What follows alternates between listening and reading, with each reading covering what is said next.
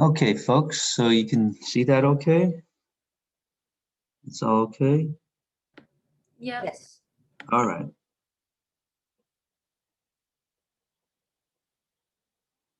So today we will discuss a new approximation technique called WKB. That is the plan for today. And so this stands for the name of three people, Wenzel, Kramers, and Brillouin. And so okay, so that's what we're going to talk about. And so up to now, we've discussed two other techniques, approximation techniques. The first is perturbation theory.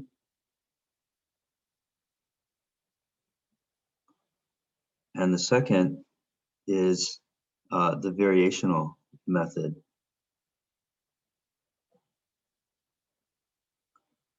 And the perturbation theory that we've discussed is good for when we can write the Hamiltonian as a known Hamiltonian plus some unknown, right? And this is unknown and small,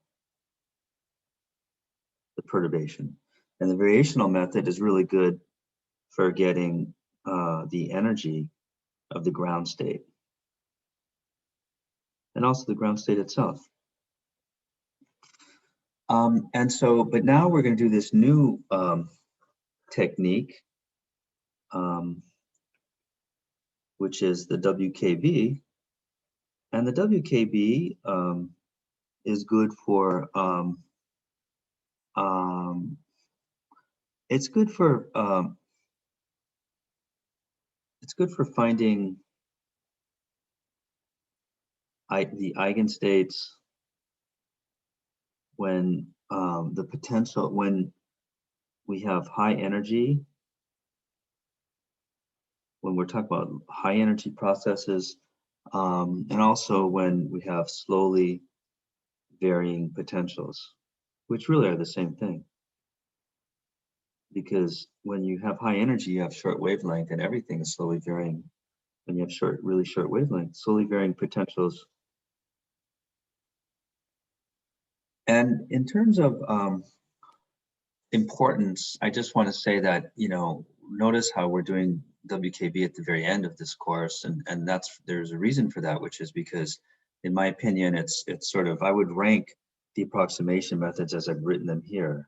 Perturbation theory, is really the most important, and that's why we've really emphasized that in this course.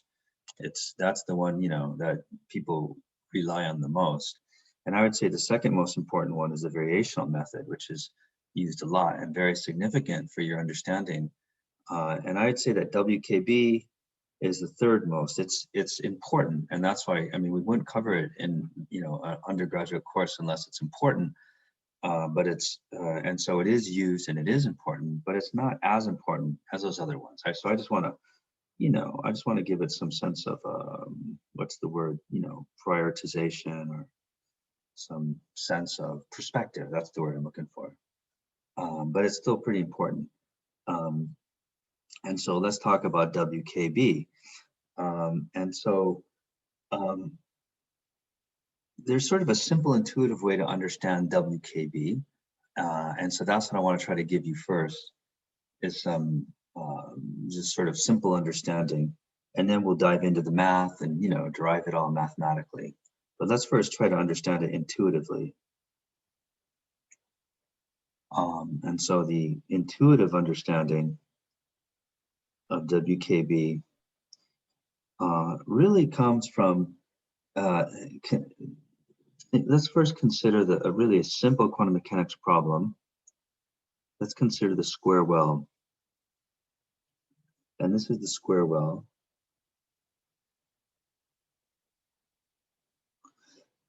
Where that's the potential, V of x. But let's say that's constant. The bottom of the well is constant, just a nice flat bottom. And then we have some energy of our particle. And so then we ask ourselves, what's the eigenstate? In other words, solve this. So what are the energy eigenstates of this? And so you guys know how to do that, because when you solve it, this is a very straightforward problem. You've all solved it before. And so to solve it, you just write out the Schrodinger equation and solve it. And the Schrodinger equation is the Hamiltonian is negative h bar squared over 2m. In one dimension, it's d squared dx squared, the kinetic energy operator, plus the potential, which is v naught. And we hit that up against psi, and then that equals E psi. All right, where psi is some function of x. And this is like the easiest differential equation. You all know the solution to it, although maybe you don't remember it at this moment, but just to put you on the spot, I'll ask you, what's the solution? You guys, what is the solution of this supposedly simplest differential equation? Square root of 2 over L sine of n pi over L? Well, for the infinite box, when we do all the boundary conditions, we do get something like that. But even simpler than that, before we do all that boundary condition stuff, just I have this differential equation. I'm just like, solve it. What is the generic form of the solutions for this differential equation? Sinusoidal. Yeah, exactly. And that's right. Sinusoidal is like sine x, cosine x. Or another way is to think of it as a wave as well. These are equivalent solutions, right? Either the ikx, either plus and minus ikx, or sine and cosine.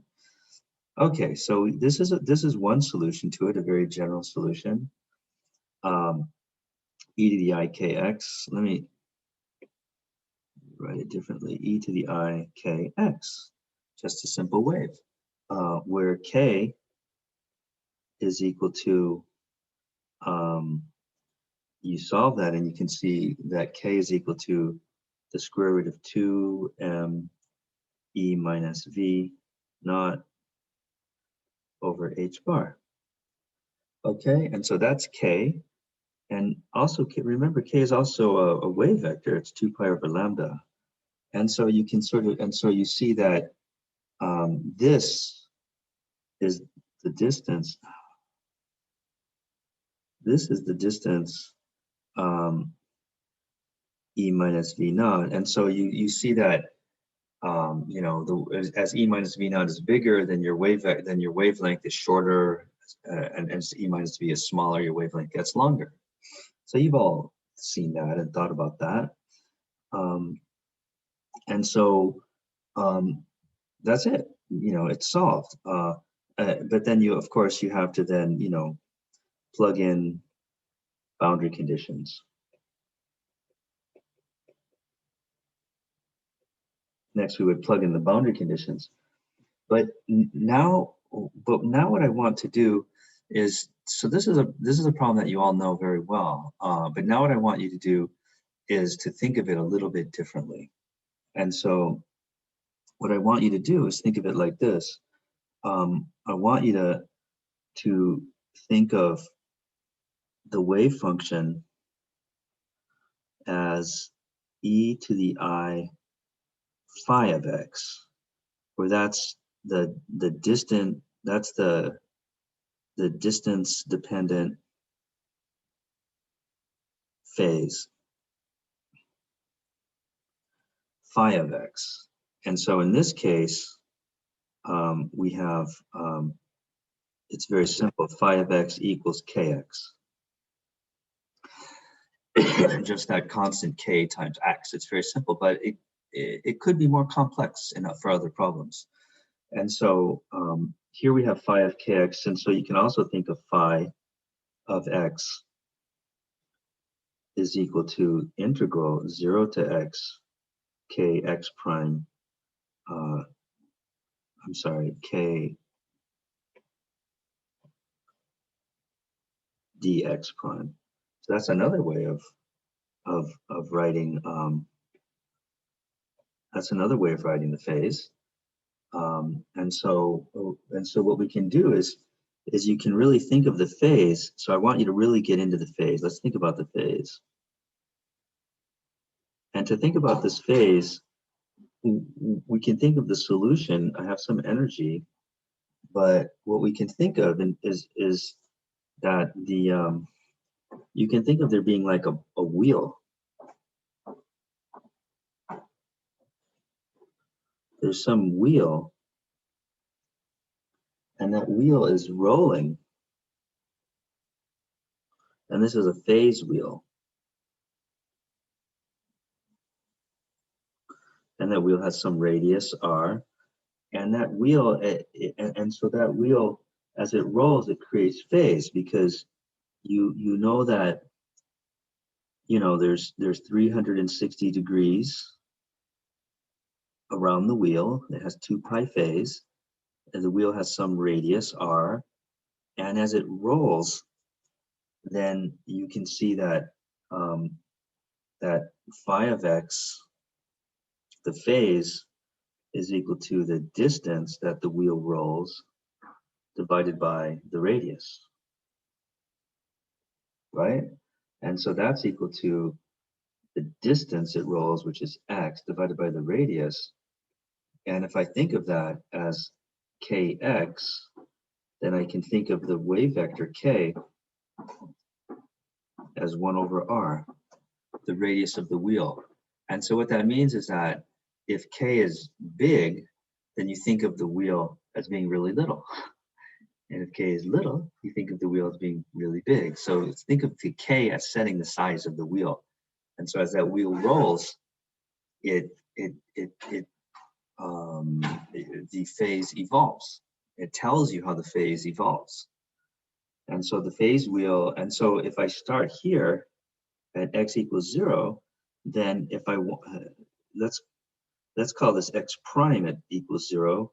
Then if I want to know the wave function at, say, x, then I would say that the wave function psi is equal to e to the I phi of x is equal to e to the I, and the integral from 0 to x kx k dx prime, which is e to the I kx.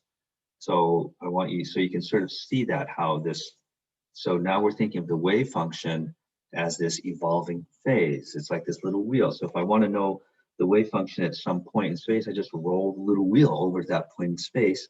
I see how the phase evolves, and boom, that's the wave function, e to the I phi of x.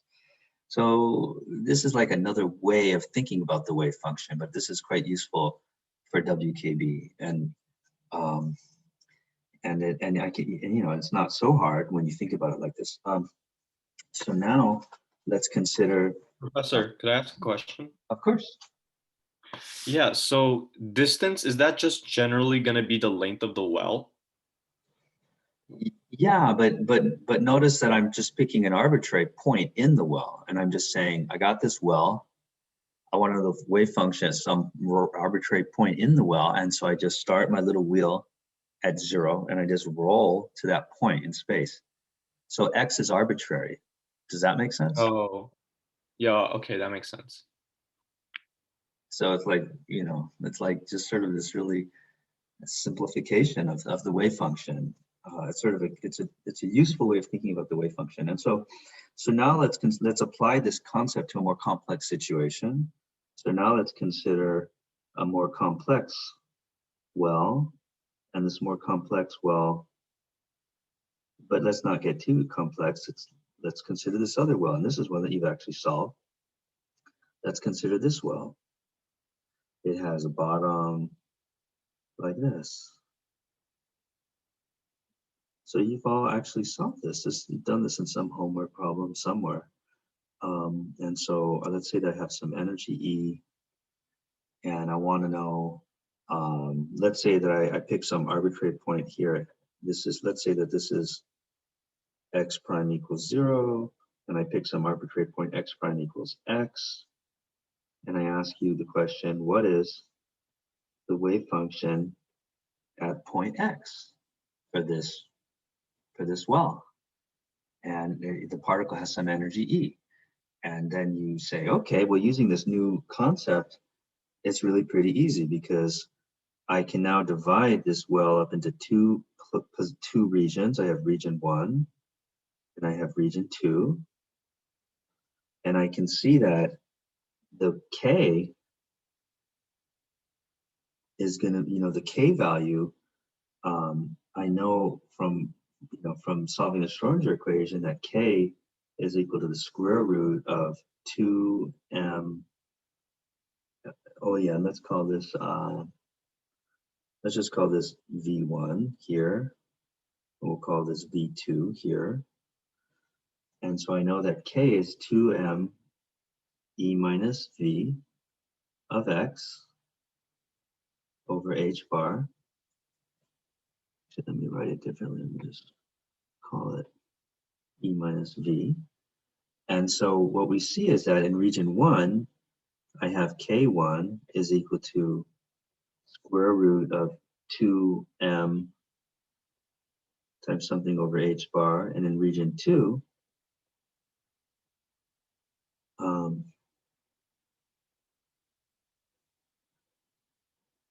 I have K2 is equal to square root of 2m times something over h bar. Okay, so in region 1, what do I put into that into this? What do I put right there? E minus V1. That's right. And what do I put here in region 2?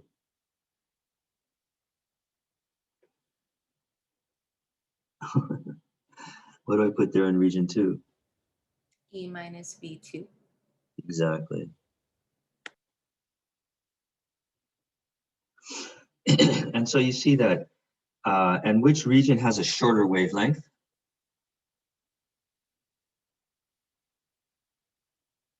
Which region has a shorter wavelength?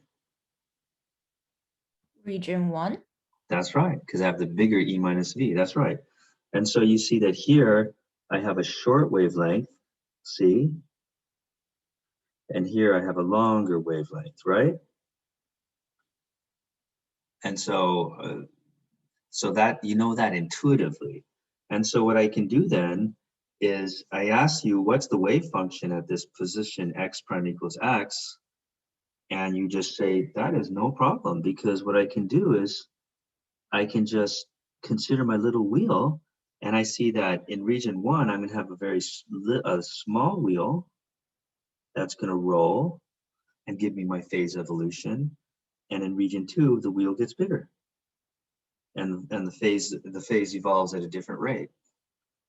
And so then, and you can write that mathematically by saying that the wave function at the point x is equal to E. If I start at the point 0, it's equal to E to the I. And then I have the phase evolution that I evolve a certain phase in region 1 plus my phase evolution in region 2. And the phase evolution in region 1 is what? What's the phase evolution in region 1? Isn't it just it's like Oh, I didn't tell you this point. I'm sorry. This is x prime equals x1, that part of the well. Isn't it just there for the delta phi one? That's just k x1 or like k x1 minus 0. That's exactly right. It's going to be k1 times x1. That's exactly right. And then in region 2, what's it going to be?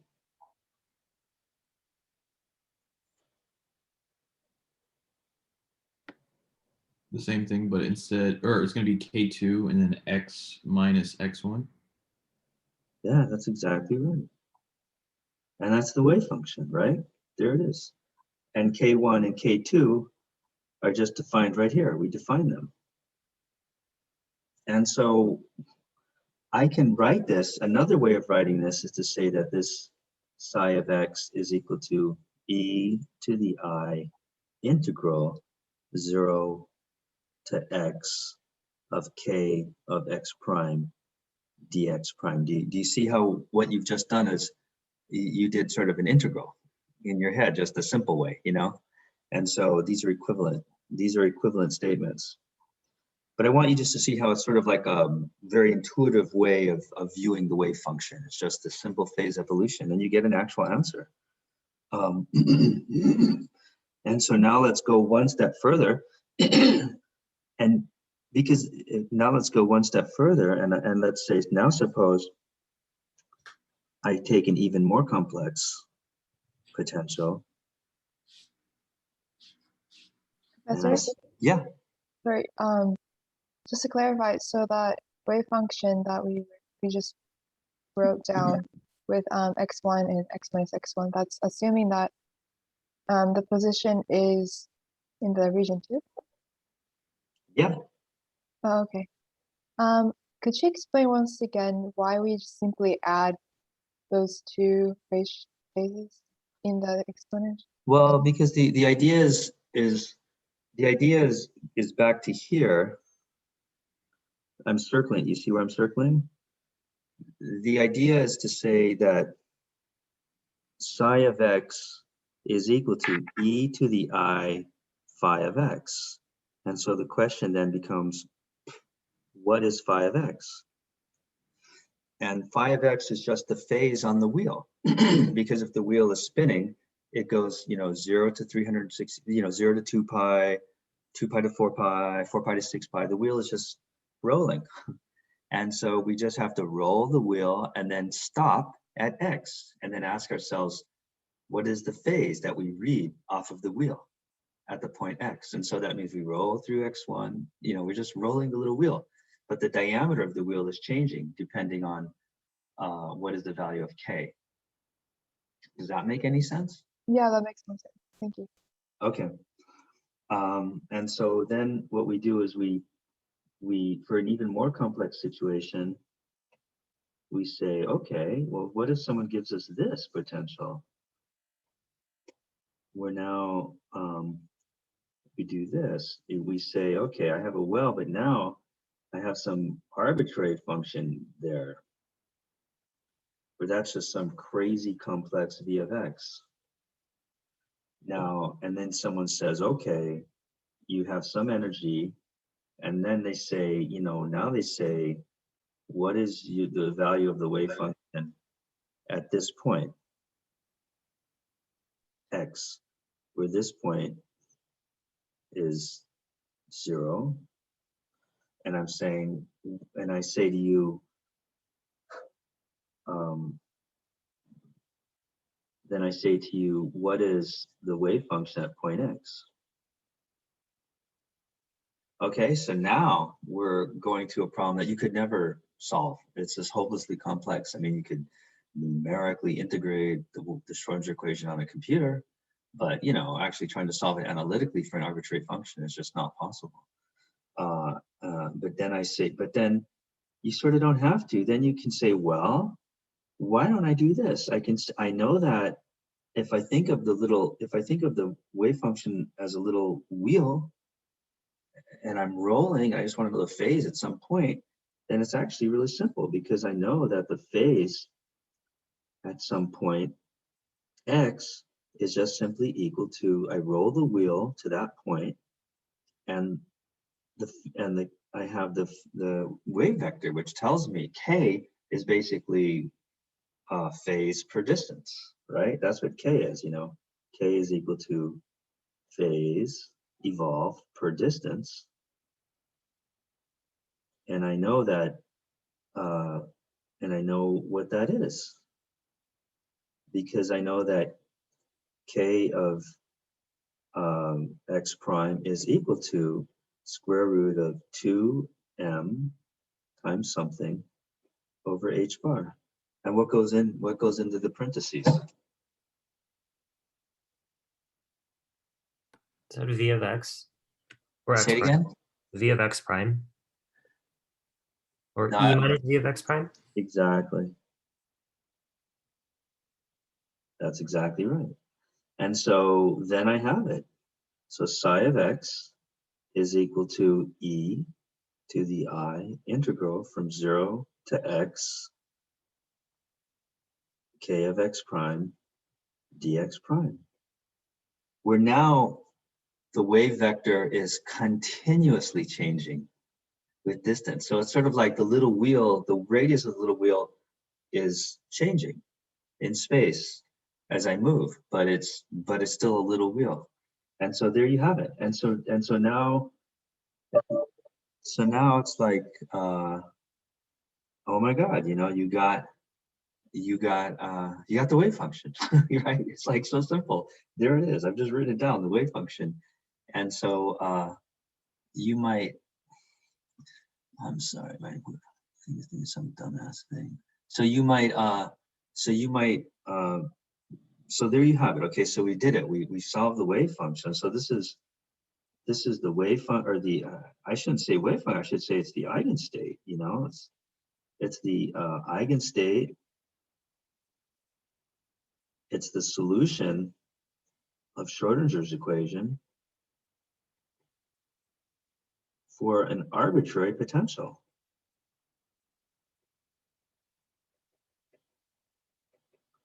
There it is.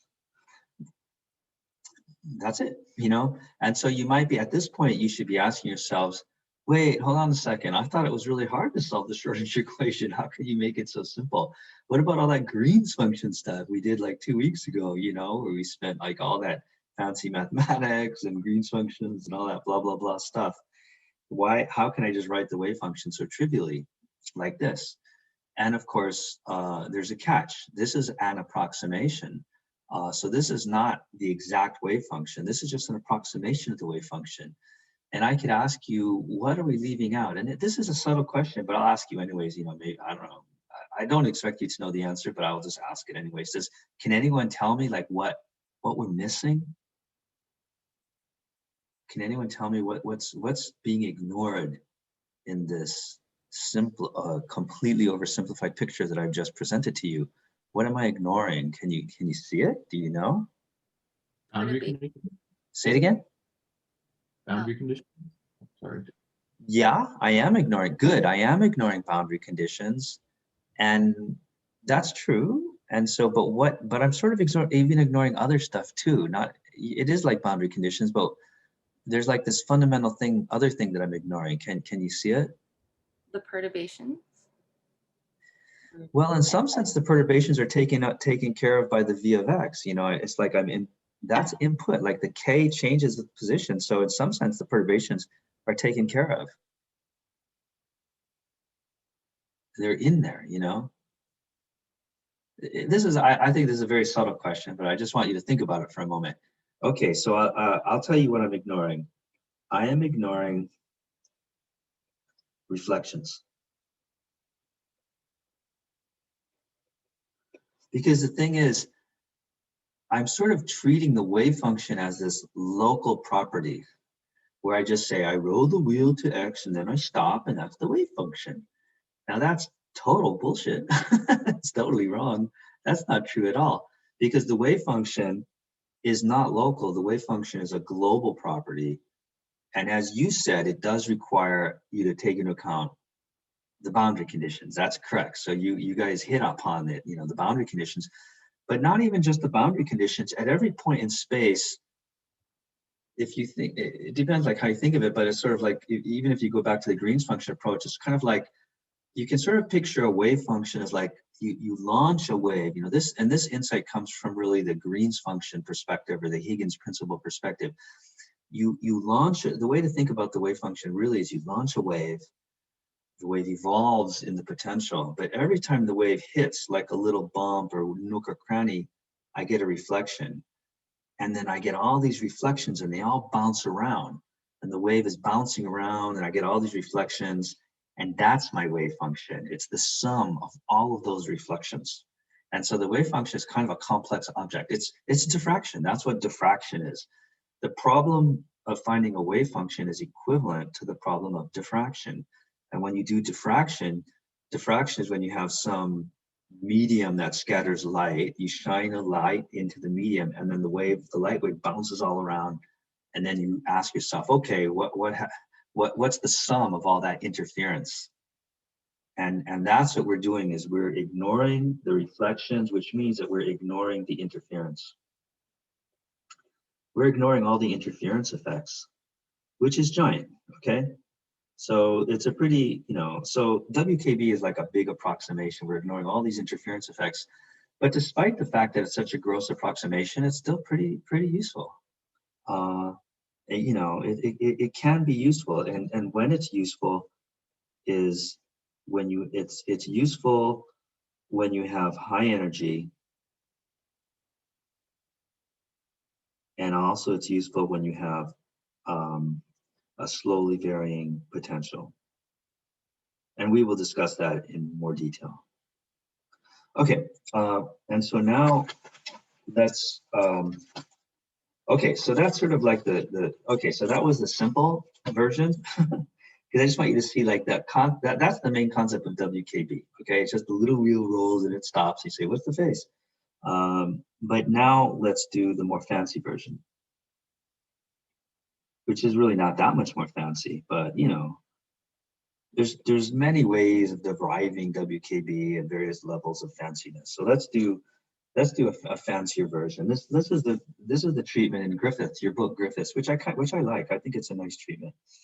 I've seen other treatments which are much more complex and not as nice. Griffiths is pretty smart guy. So let's do a more fancy derivation of the WKB. Professor, can I ask you a question? Sure. So for like infinite square well that we worked on last semester, I don't really remember if we took care of reflections or interference effect, but do we do that?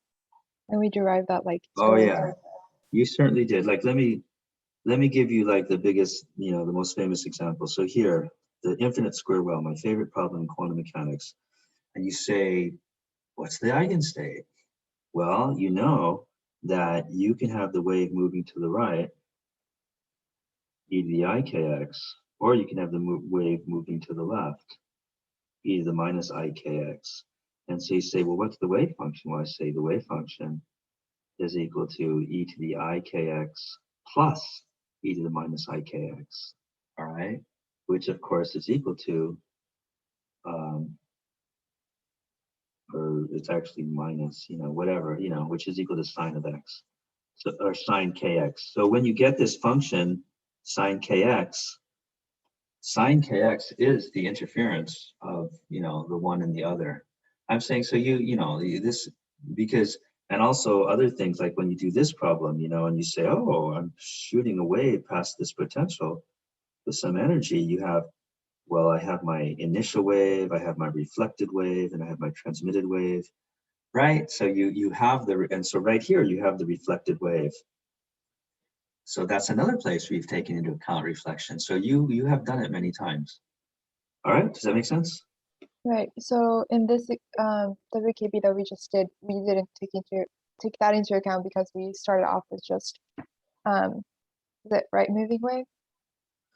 We ignored it. Yeah, We just said screw it. We Yeah, just said so- we just said screw it. Yeah, we're just gonna ignore it because it's an approximation. That's what we said. Right. Okay. Does that make sense? Yeah. Okay. because that's what you do in an approximation is you ignore terms, right? You simplify, and that's what we did.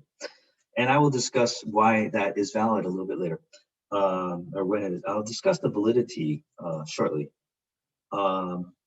Okay, so let's derive WKB. And so basically, here's the problem, what we're trying to do. The whole problem, the whole thing we're trying to do which is what we're always trying to do, is to solve the Schrodinger equation. All right? Whenever, you know, that's the main problem in quantum mechanics, is to solve the Schrodinger equation, H psi equals E psi. So let's solve it for an arbitrary potential.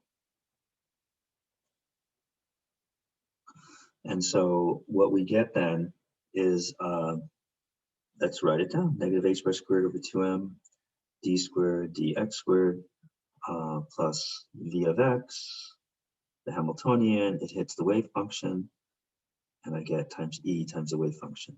Okay, this is the problem I'm trying to solve.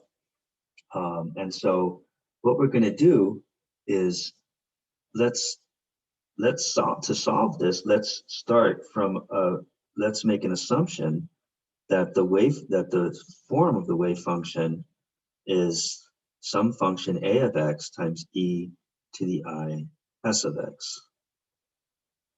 And this is not an approximation. This is general.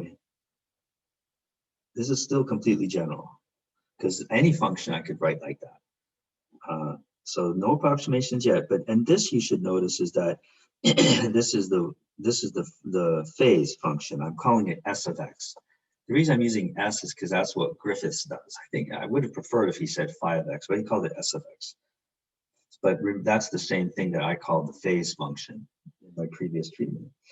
Okay, and so these are real functions. So I can make this assumption, and then what we do is, once you make it, I have a differential equation, and now I'm assuming a certain form of the solution, and this is how we often solve differential equations. And what do we do next? Tell me, you tell me. Plug in with boundary condition. Not yet the boundary. We're not at the boundary conditions, but we plug in what? Oh, you just plug it back in. Exactly. Plug the solution into the differential equation. So that's what we always do. So that's correct. And so let's do it. And so I'm going to plug that. So we just plug it in and then do some algebra. And so I'm going to skip a few lines of algebra, but it's very simple. You guys could all do it. But after a couple lines of algebra, after a little algebra,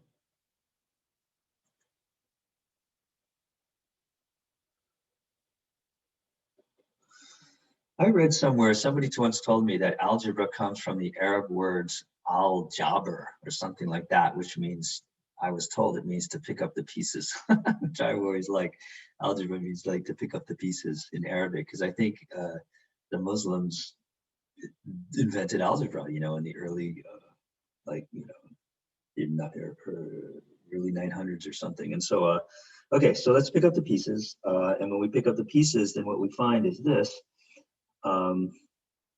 D squared dx squared a of x plus 2i dA of x dx ds of x dx plus I a of x d squared s of x dx squared minus a of x ds of x dx squared plus k squared a of x equals 0, where k is actually the function k of x, which equals our old friend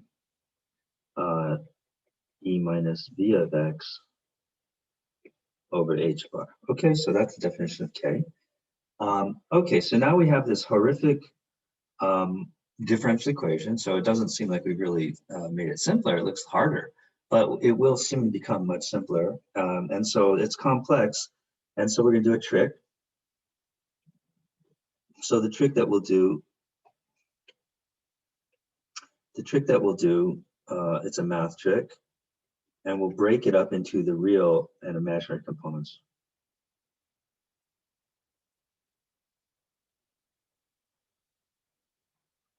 Okay, we'll separate the real and imaginary components. And then because if everything in that equation equals 0, then that means that the real part has to equal 0 separate from the imaginary part. All right, and so let's do that. And you've seen this trick before, you've done it before. So let's do the real part. So the real part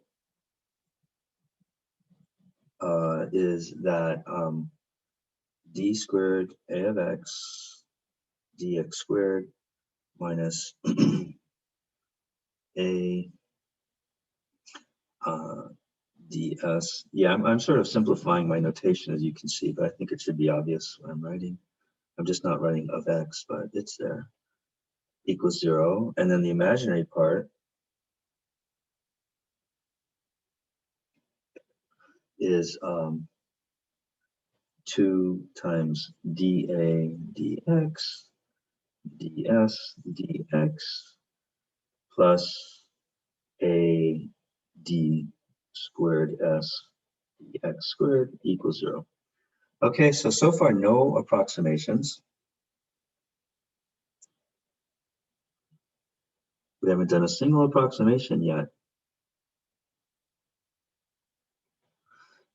And so it turns out when I look at this, we'll call this equation 1, and we'll call this equation 2. Okay, equation 1 and equation 2. And it turns out that you can solve 2 easily. And maybe that's not obvious, but let's look at equation 2.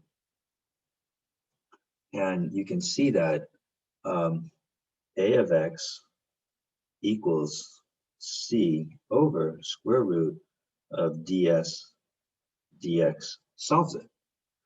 And then you can check that, but I'm not going to do it now. You can go home and check that. Okay, so that's a solution to equation 2, but equation 1 is more difficult. And so now the approximations begin, because that's what we do as physicists. When we're confronted with an incredibly hard problem, we start making approximations. And that's one of the main lessons from this course. This is basically, this whole course has been all about approximations. So let's make an approximation. And so let's assume, you always have to have a reason for an approximation. So let's assume that a of x varies slowly. And later I'll sort of show you how we think about that. Let's assume that a of x varies slowly. And if a of x varies slowly, then that means that the second derivative of a of x with respect to x is approximately equal to what? If something varies slowly, then the second derivative is equal to what? 0. There you go. That's our favorite approximation. You just set the term, just take the hardest term and set it to 0. Hey, that's a nice way to go. It's always a good starting point. So let's do that. So now we've made a grotesque approximation.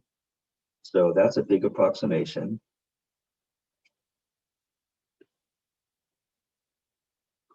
And so let's make that giant approximation. And now we have a much simpler problem to deal with. Now problem number 1 becomes minus a of x ds dx squared plus k squared a of x equals 0. And that becomes really simple because look, I can now just divide out a of x. And so then I have ds dx squared is equal to k squared. And so that means then that ds of x, ds dx is equal to plus or minus k. And so then I just can integrate both sides, right? And then I get s of x is equal to plus or minus integral from 0 to x of k of x prime dx prime. Okay, you see that? And so then what I can do is I can then plug, okay, so then I have this s of x, and then I can plug it into here. And then I can see then that a of x is equal to some constant c divided by, now you can see if I take the derivative d dx of s of x. So what's the derivative of the integral of k of x prime? What goes underneath here? Tell me. That's math you should be able to do in your head. What goes here?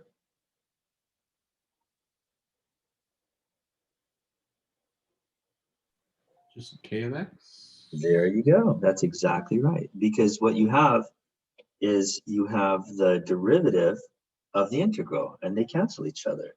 And so that's going to be the square root of k of x. But there's two solutions. There's going to be a plus or minus.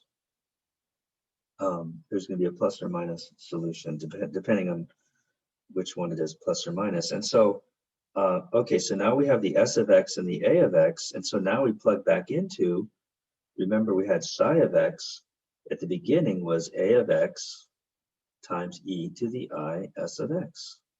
And so, yeah. Sorry, wouldn't the plus or minus go inside the square root? Well, it depends. I mean, we can sort of swallow it up because the square root has to have, we need a of x to be real. And so this is going to have to be the absolute magnitude. Oh, okay. And so what we do then is we plug it all back in to this, and then we have psi of x is equal to two solutions, because it's a second order differential equation. So there's two solutions. And so the two solutions that we get are the plus and minus solutions. We get c plus minus square root of k of x e to the plus or minus I integral from 0 to x k of x prime dx prime. But a better way of writing it would be like this, psi of x. So think of it like this. I have, you know how you always have like the cosine equation, the cosine and the sine are the e to the I kx or plus the e to the minus I kx. So we can do it like this. We can say it's c plus over square root of k of x times e to the plus I 0x k of x prime dx prime plus c minus over square root of k of x times e to the minus I 0 to the x k of x prime dx prime. So this is the general solution.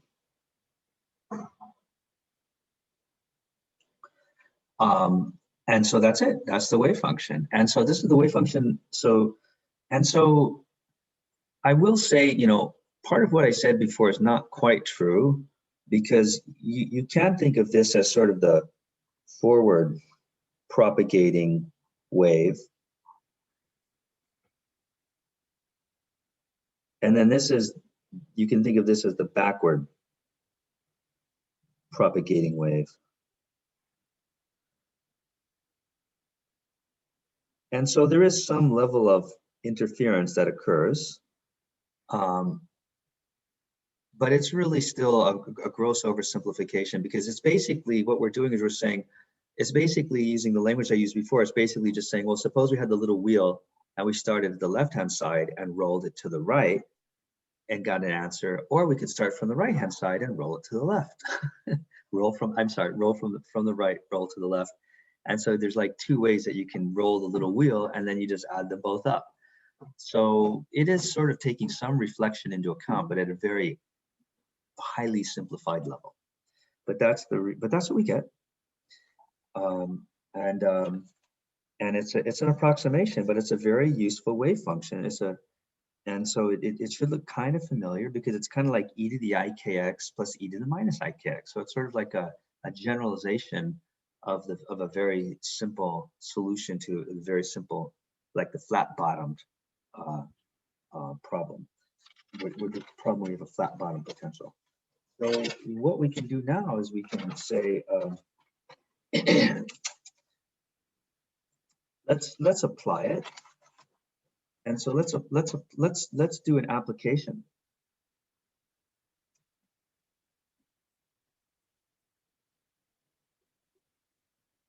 And for our application, let's consider this example. Let's consider the example of bound states in an arbitrary potential. Bound states of an arbitrary potential.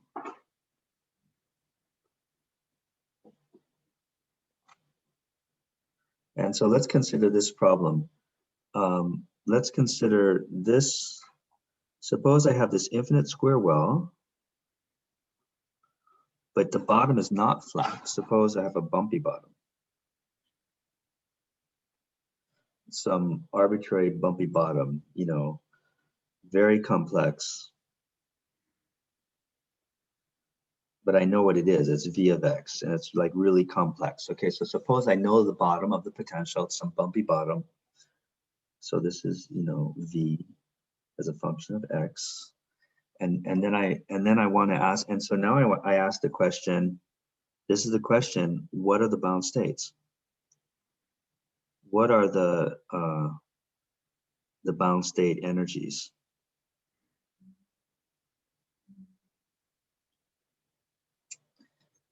What are the eigenstates? What are the allowed energies?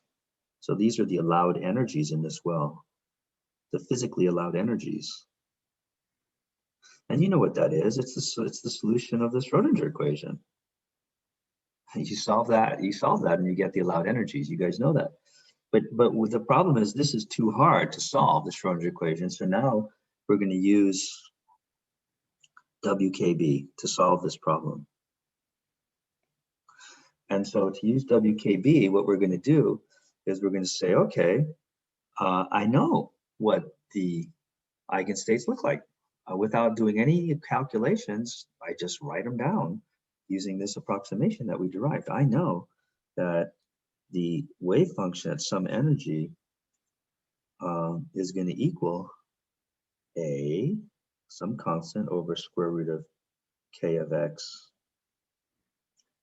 times e to the I, the plus I, 0 to x, k of x prime dx prime, plus some constant b over square root of k of x e to the minus I, integral from 0 to x, k of x prime d of x prime.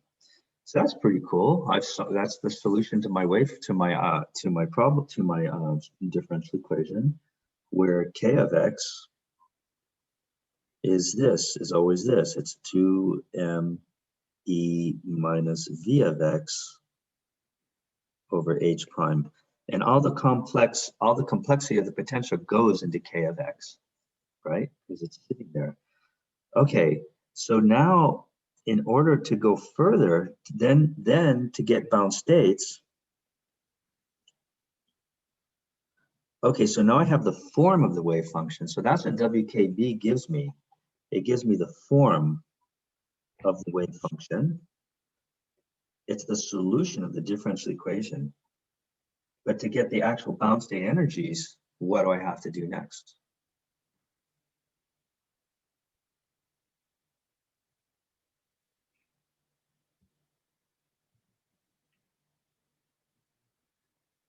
because this is what we always do in quantum mechanics. You know, we start with the Schrodinger equation, which is a differential equation.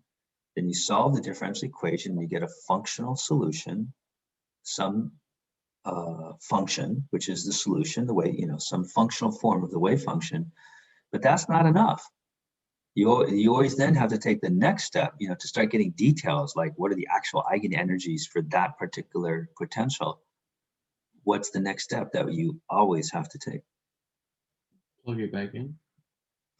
Well, I mean, we already solved the equation, you know, it's done. We solved it, we got the function. But yeah, we sort of have to plug it back in, but what is it? But be more specific, please. Boundary condition? Yeah, there you go. We need to take into account the boundary conditions. Boundary conditions, BCs, boundary conditions. And so the boundary conditions here, let's call this x equals 0 on the left.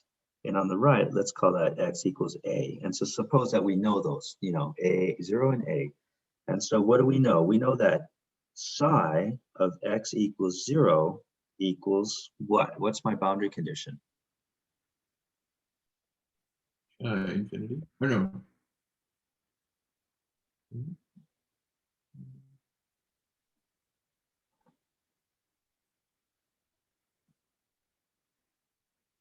What's my boundary condition? I know that one of you knows the answer to this. Please just shout out the answer. Click. 0. Yeah? Say it. 0. Right. Thank you. Because I cannot go where the potential is infinity. I cannot go there. And if I cannot go there, it means that my wave function is 0. And of course, psi of x equals a is no different. 0. Okay.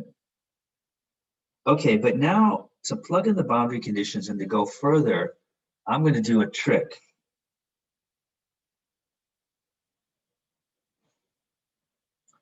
Now, I don't have to do this math trick. I could just plug those boundary conditions into that function, right? Because what I'm going to do is I'm going to take the WKB function and I'm going to plug that boundary condition into the WKB function. That's what I'm going to do. But before I do that, I'm going to do a little math trick. And I just want you to understand this little math trick. It's really kind of simple. It's sort of like, you guys know that we have two kinds of problems that we like to solve in quantum mechanics. We either have a bound state problem where the energy is here, or we have this sort of continuum problem where the energy is here, right? So I'll call this the bound state. And this is sort of like the scattering states, really. That's what it is, the continuum, scattering continuum states. And when we solve for the bound states, we like to use cosine of x and sine of x as the solution to our differential equation. Whereas when we do the scattering states, which ones do we like to use? Tell me.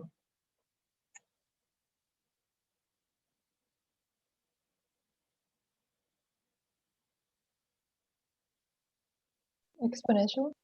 That's exactly right.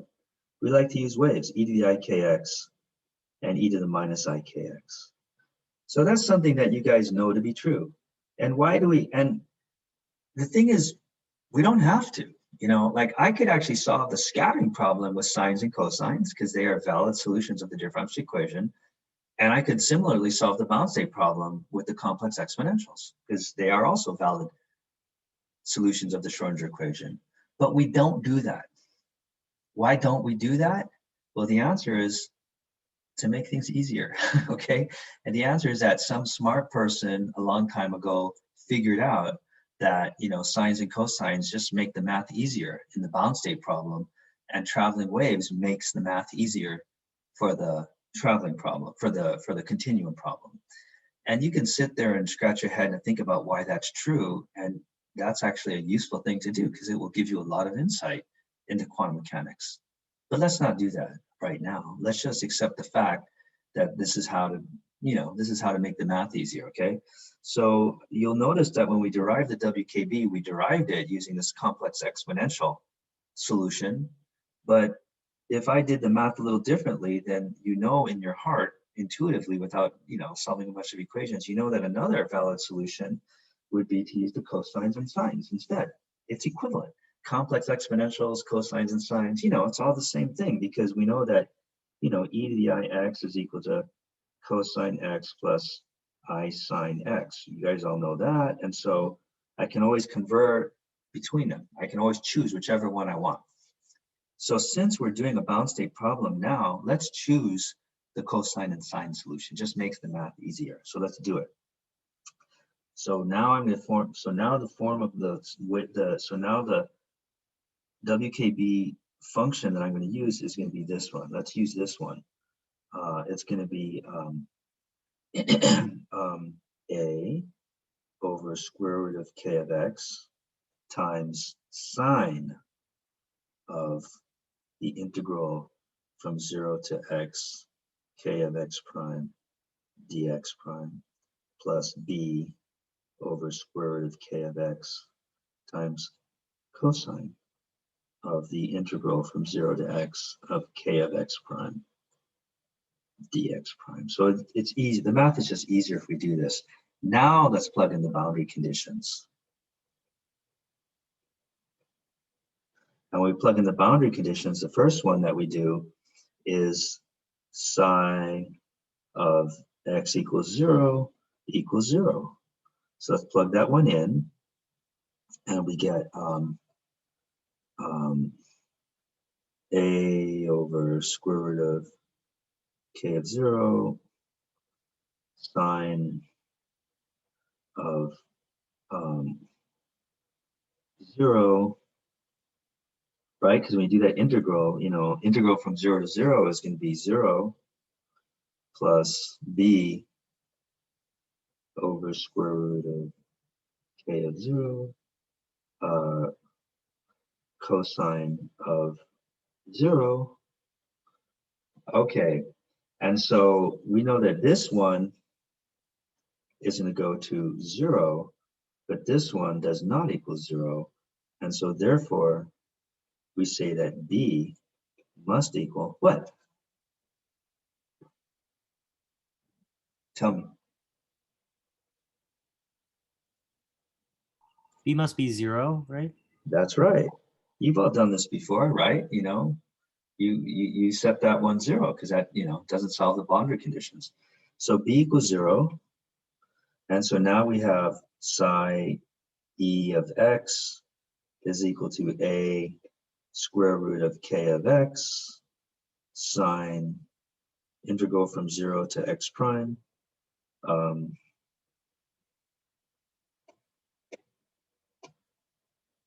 k of x prime dx prime. Okay, so that's our wave function. We've fixed it a little bit, but now we're going to plug into the next boundary condition, which is going to be psi of x equals a equals what? What does it equal? What does it equal?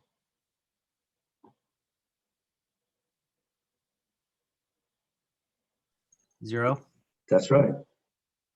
So 0 is going to be equal to a over square root of k of 0 of a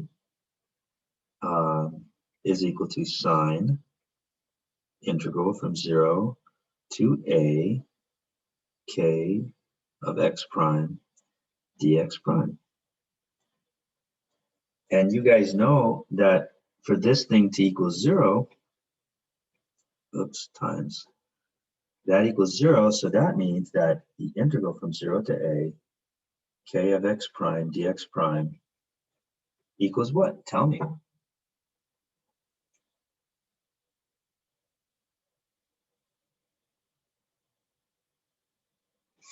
Equals what?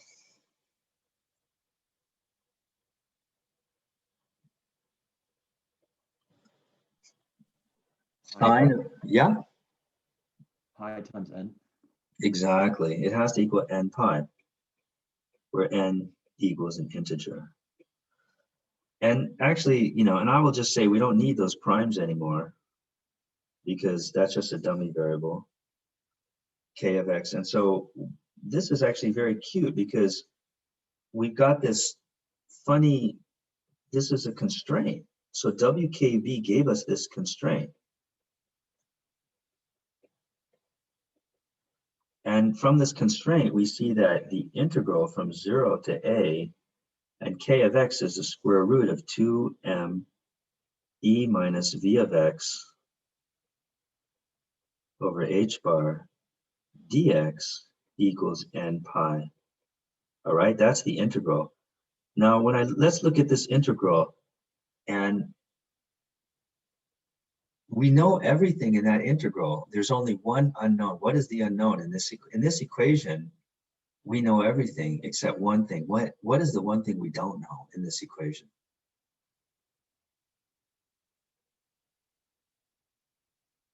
The energy. Yeah, exactly. And so this is a constraint that gives the energy. See, that is En, because every time we change this index, we're going to get a different energy. And those are the bound state energies. So by solving this equation, we get the bound state energies. Now, you might not feel satisfied by that. You might think, hey, that's still, you know, not completely finished. But this is actually pretty good because this is an integral. And remember, I said integrals are much easier than differential equations. Once someone writes an integral, it's pretty easy to solve integrals. And so what we've done is we've written the solution in the form of this integral. And so you can solve, so this is, you know, so this is, so we've made it a much easier problem. And so that's the end. You know, that's the solution. So the bound state energies, to get the bound state energies, we just have to solve that integral. And let's give an example. Suppose we have the potential V of x equals 0, which is something that you've all solved before. That's just our favorite quantum mechanics problem, the infinite square well, where V equals 0, the flat bottom infinite square well. So let's plug that in here and see if we get the right answer. So suppose V of x equals 0, then we get 0 to a square root of 2me over h bar dx equals n pi. So then that integral, even I can solve that. That's going to be square root of 2me over h bar times a equals n pi. And so then we solve this little equation and we get E sub n is equal to n squared pi squared h bar squared over 2ma squared, which is the right answer. So it worked for this one situation that we know. So I just want you to see that it's not crazy. All right, so then that's how you use it. Okay, so that's a familiar result. Now, I do want to mention something, and you guys were, you missed something. I pulled a fast one on you. And I pulled a fast one on you, and I just want to mention this. Let's look back. What is the K of 0? What is K of 0 in the WKB approximation?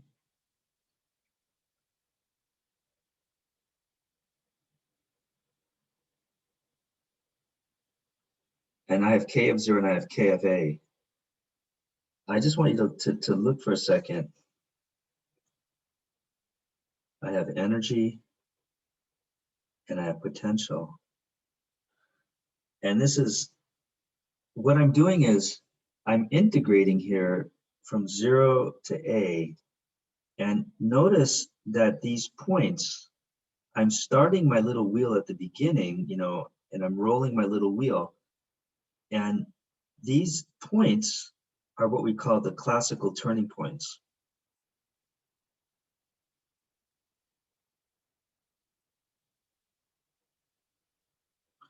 And those are the points where energy equals V of X.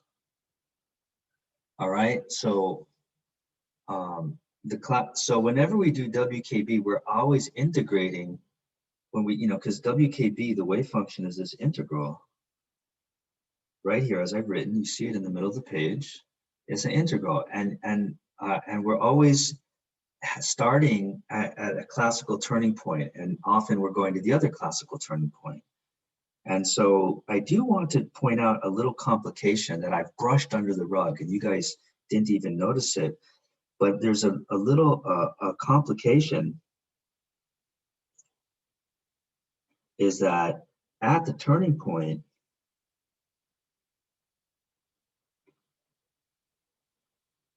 K, and I'll call this 0, K of 0 equals what? Can you tell me what K equals at the turning point? Can any of you see it? Tell me.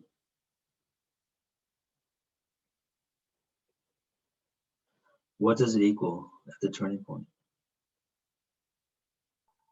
Well, isn't it undefined because you're evaluating like V of 0 is infinity? No. Well, yeah, that's a good point.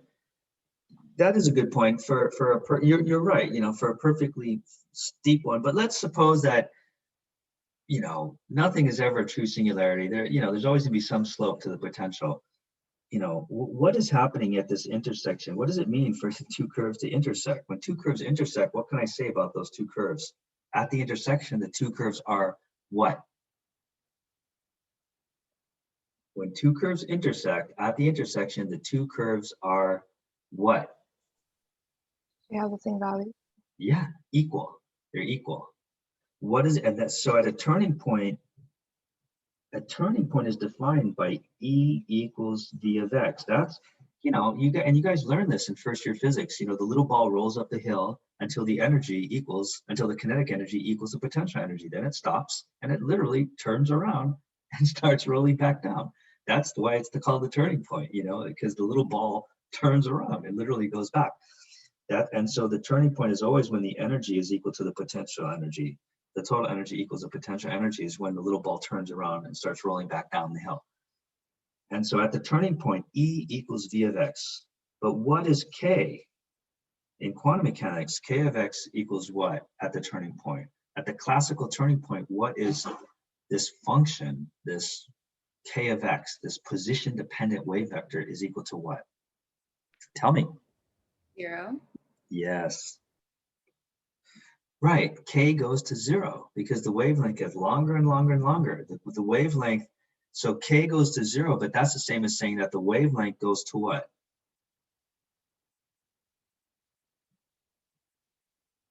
Because remember, K equals 2 pi over lambda. So for K goes to 0, that means that lambda goes to what? Infinity. That's right. Okay, so that's what happens at the classical turning points, okay? But now notice that I have here A over square root of K of 0. So what is the square root of K over 0? What is that? Tell me. Also 0. Yes. Oops. That's right, at the turning point. And so I said to you this term goes to 0, and in fact it does, but it's sort of like it's tricky because sine of 0 is 0, and it's like one of these tricky mathematical things where I have a 0 over 0. But it turns out that it all works out okay, and you don't have to really worry about it, and that's why I just glossed over it in this treatment. But I'm just pointing it out to you that I just want you to see that when you do WKB, there is some complication at the classical turning point.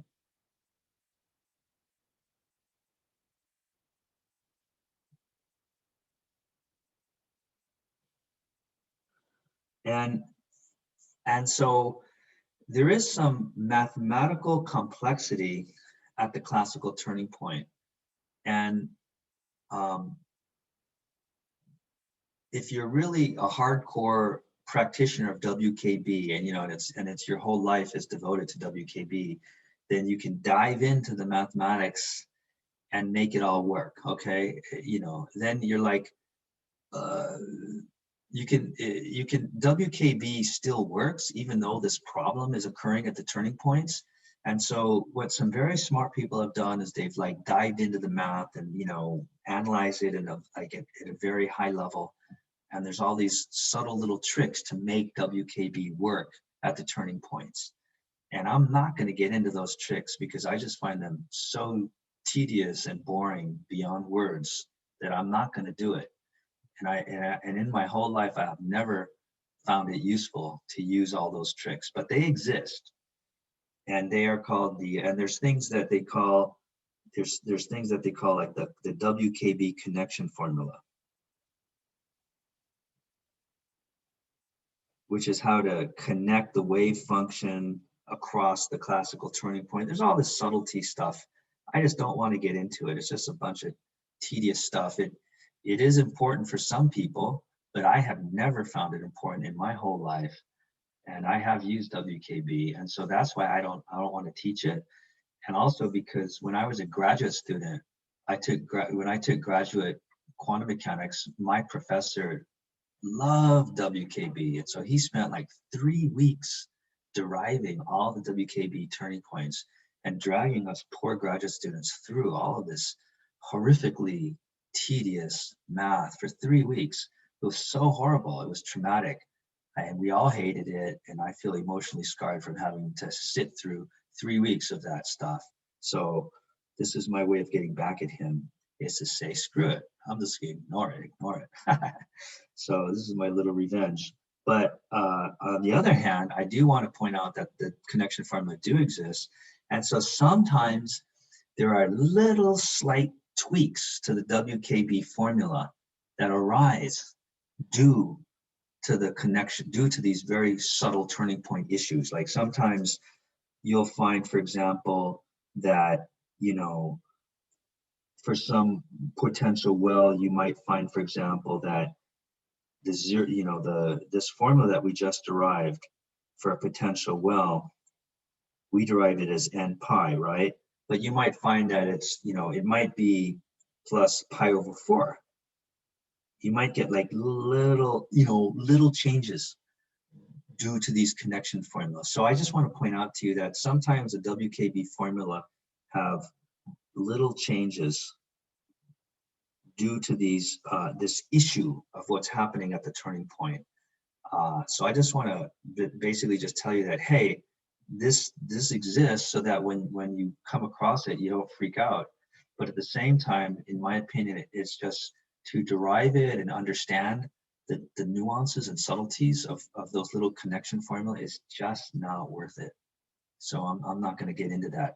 But what is worth it is for you to see, but the parts that I am showing you and emphasizing are worth it, because I have used WKB a million times, but the level at which I've used it is completely consistent with what I'm showing you. So I want you to understand WKB and sort of feel comfortable with it, but I just don't want to get into the subtleties of this connection formula and, you know, the classical turning point. It's just tedious beyond words and not worth it for me. Of course, in your life, you know, you guys might find that in your world it might become very important, and for some of you it really might, and then you'll have to learn it, you know, at that point. But let's not worry about it now. Okay, so let's see. So maybe what I'll do is I'll just spend 1 minute just talking about this region of validity, the validity of the WKB. And so to understand the validity of WKB, basically the WKB is valid when, for the WKB to be valid, you know, I use this analogy of this little wheel that is spinning, and that means that the phase is well defined. But for the phase to be well defined, you know, phase is equal to 2 pi. You get for phase, for the concept of phase to make sense, you know that there's 2 pi of phase per wavelength. And so for the concept of the phase to be meaningful, you need the wavelength to be well defined. And what does it mean for a wavelength to be well defined? For a wavelength to be well defined, that means as I'm traveling over some distance that is equal to a wavelength, where wavelength is defined as, remember, k of x is equal to, I can think of the wavelength as a function, right? K of x is 2 pi over lambda of x. So I can think of, you know, the wavelength lambda of x is equal to 2 pi over k of x, where k of x is very well defined. K of x is equal to square root of 2me minus v of x over h bar.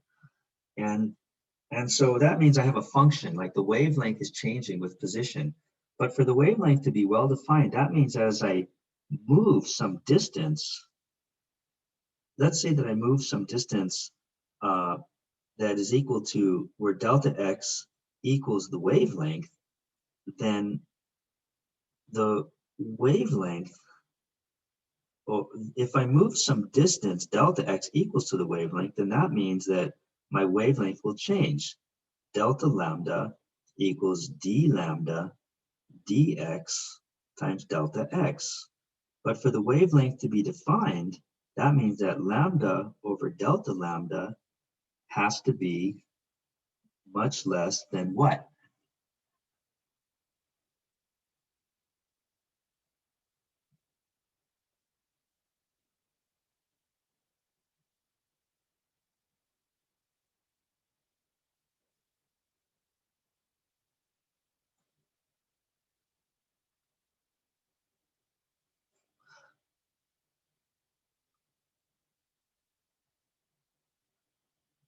Actually, I did it backwards. I should have said delta lambda over lambda has to be much less than 1. It just means that if I move a distance equal to the wavelength, then the change in my wavelength has to be small, because otherwise the wavelength sort of has no meaning. You see what I'm saying? If I move a distance equal to the wavelength and my wavelength itself changes dramatically, then wavelength doesn't mean nothing. And so that's sort of at the heart of this question of the validity of WKB delta lambda. Yeah. And so what we see then is that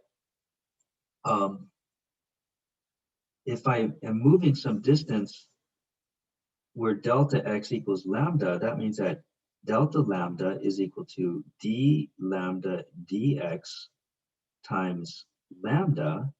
And so then from this equation, I see that delta lambda over lambda is equal to d lambda dx, and it has to be much less than 1. And so the validity of my WKB is that d lambda dx is much less than 1. But lambda is a function, so that means that d dx of 2 pi over k of x is much less than 1, where k of x is a well-defined function. So I'm not going to go through the algebra, but if you go through the algebra, then you can see that this then leads to this equation, which is 2 pi m h bar over p cubed dv dx is much less than 1, where p is equal to h bar cubed. And so this means that so this is the regime of validity for WKB, regime of validity for WKB. And so you can see immediately that it works when it's best. It works best when P is big And when the change in the potential with respect to position is small. And you might say, well, how big, how small? Well, that's all living in this inequality. And so I want you to go home and derive it yourself. It's easy. There's a few lines of algebra. Okay, and I don't have time to do it right now. Okay, so I've gone a few minutes over, so it's a good time to stop. Bye-bye. Thank you. Okay, bye-bye.